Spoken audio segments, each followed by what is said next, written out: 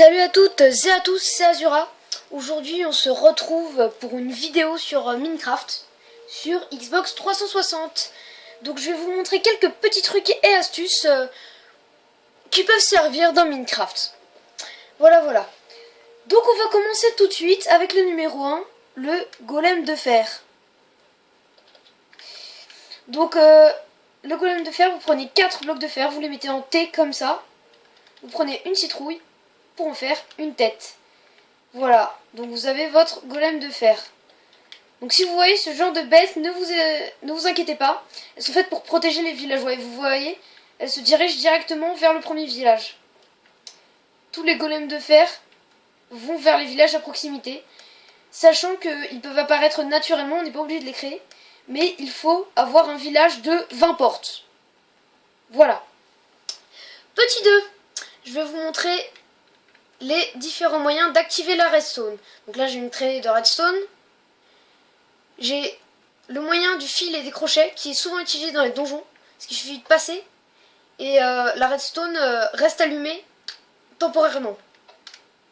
Elle s'éteint. Ensuite, pour que la redstone reste allumée tout le temps, il faut activer un levier. Voilà. Donc vous ne le voyez peut-être pas, mais ici entre les deux il y a un fil. Petit 3. Des moyens d'utiliser la redstone. Le petit 1 c'est ça, le distributeur, qui peut lancer à peu près n'importe quoi, à partir du moment où on active. Et ça c'est la lampe de redstone. Il suffit d'y avoir une traînée de redstone qui relie, et voilà. Ça s'allume. Pour faire une lampe avec un interrupteur que vous pouvez allumer quand vous voulez, il suffit d'utiliser un levier. Ensuite, le distributeur. Je vais aller chercher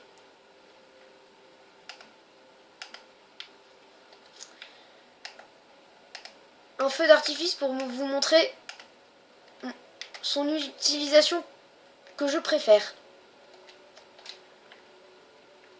Pour faire exploser un feu d'artifice à distance. Donc, le distributeur se met en fonction du sens où je l'ai mis. Du sens où j'étais quand je l'ai mis. Donc, vous pouvez le mettre dans tous les sens, y compris vers le haut. Et c'est là que vous appuyez sur le bouton construire avec votre curseur dessus. Vous mettez n'importe quel objet. Là, j'ai mis un feu d'artifice. Vous activez la redstone et il va envoyer cet objet. Donc là, un feu d'artifice. Petit 4. Comment se faire des archères? Avec de la neige, tout simplement. Plutôt que de laisser un cube d'épaisseur où les ennemis peuvent vous toucher très facilement, faites comme ça, avec de la neige. Pour avoir tout pile l'espace qu'il faut. Et ce sera très difficile pour vos ennemis, surtout si vous mettez des douves à cet endroit-là, de vous toucher.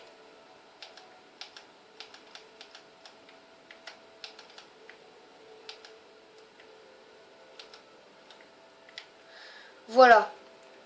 Après, il suffit de mettre des murs autour, des cubes ici, et c'est parfait pour viser.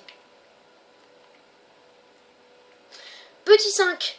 Comment faire de la lumière élégamment sans avoir besoin de mettre de la glowstone, des torches comme ça qui vont rendre moche un peu tout ça. Donc dans cette pièce, j'ai mis des tapis parce qu'en dessous il y a de la glowstone. La glowstone passe à travers les tapis et c'est très pratique. C'est pour ça que la pièce est illuminée. Petit 6. Je vais vous montrer comment fabriquer un portail du Nether. Il suffit d'avoir des blocs d'obsidienne et de les mettre exactement comme ceci. Puis d'y mettre le feu. Et vous allez voir que ça va être comme ça. Ensuite, il vous suffit de sauter dessus. Et vous allez entrer dans le Nether. Vous voici dans le Nether. Ici, il n'y a pas les mêmes monstres que dans un endroit normal. Il y a des ghasts. Ce sont des espèces de pieuvres volantes qui envoient des boules de feu. Des cochons zombies. Alors les cochons zombies, il ne faut jamais les attaquer. car ils peuvent être très agressifs si vous les attaquez. Sinon, ils vous laissent. C'est comme les loups. Et le feu tient sur les Netherrack, qui est cette pièce.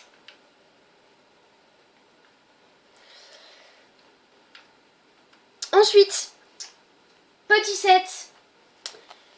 Je vais vous montrer pourquoi est-ce qu'il ne faut jamais mettre de lit dans le Nether. Vous voilà. Et à peine vous avez fait ça que le lit explose. Et comme le feu tient dans le Nether, je peux vous dire qu'en mode survie, vous n'êtes pas dans la... Je ne dirai pas quoi. Bref, suivant, petit 8. Parce que c'est bien beau de se faire un portail du Nether, mais il faut avoir de l'obsidienne. Et l'obsidienne, c'est pas très facile. Sauf qu'il arrive parfois que, comme ça, bien que ça ce soit moi qui l'ai fait, ce petit lac de lave, vous en trouviez des naturels des lacs de lave à la surface. Prenez un seau d'eau, mettez-le là, vous allez avoir très facilement de l'obsidienne. Après, il faut avoir de quoi laminer, évidemment. C'est-à-dire une pioche en diamant. Et même avec une pioche en diamant, ça prend du temps. Voilà. Petit 8. Cette matière, c'est le sable des âmes. On le trouve dans le Nether. Il peut être très pratique à mettre autour d'un bâtiment que vous avez construit, car il ralentit quand on marche dessus. Vitesse normale et vitesse sur du sable des âmes. Voilà. Donc il peut être très très très pratique. Ensuite,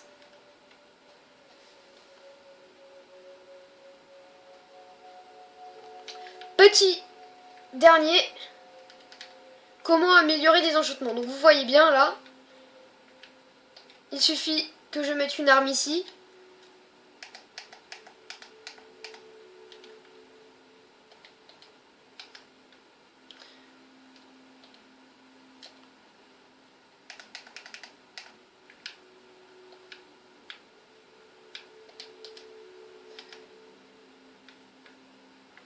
Pour qu'il me propose différents enchantements.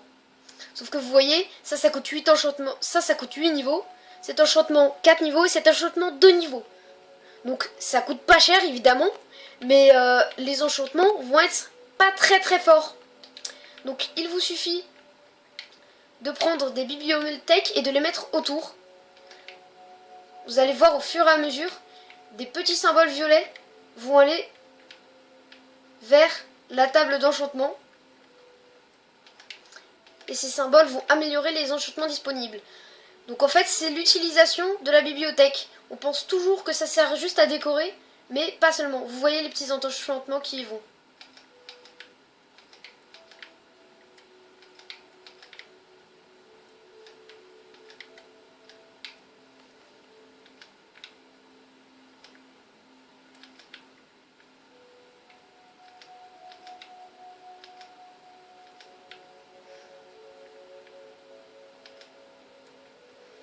Et maintenant, voyons voir si je retourne sur la table d'enchantement.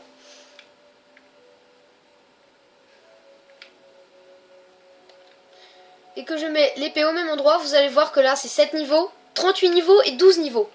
Donc les enchantements vont être beaucoup plus puissants. Voilà. Donc c'était mes 10 petits trucs et astuces pour Minecraft. Je vous dis à la prochaine, mais... Ah, oui, avant, il faut que je vous montre quelque chose.